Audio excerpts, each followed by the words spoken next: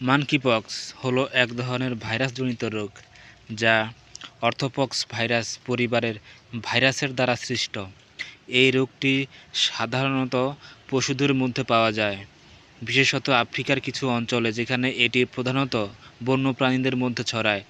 মানকিপক্স মানুষের মধ্যে সংক্রমিত হতে পারে যখন তারা সংক্রমিত প্রাণীর সংস্পর্শে আসে বা তাদের কামড় বা আচরের মাধ্যমে সংক্রমিত হয়।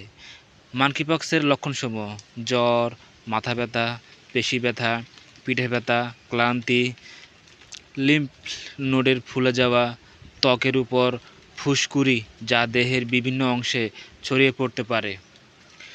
সংক্রমণের কারণসমূহ: মানকিপক্স সাধারণত সংক্রমিত পশু বা সংক্রমিত ব্যক্তির কাছ থেকে সংস্পর্শের মাধ্যমে ছড়ায়। এটি সংক্রমিত প্রাণীর রক্ত, শরীরের তরল বা সংক্রমিত ত্বকের ঘা থেকে সাধারণত সংস্পর্শে আসার মাধ্যমে মানুষকে সংক্রমিত করতে পারে।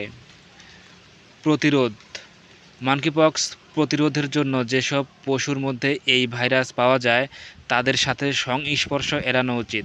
সংক্রমিত ব্যক্তিরা বা পশুরা থাকলে তাদের থেকে দূরে থাকা এবং তাদের ব্যবহৃত জিনিসপত্র ভালোভাবে পরিষ্কার করা উচিত।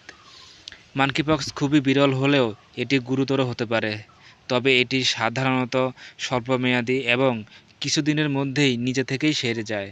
বিশ্ব স্বাস্থ্য সংস্থা (WHO) এবং অন্যান্য স্বাস্থ্য সংস্থা এই ভাইরাস এবং এর প্রাদুর্ভাব সম্পর্কে নিয়মিত পর্যবেক্ষণ করে যাচ্ছে।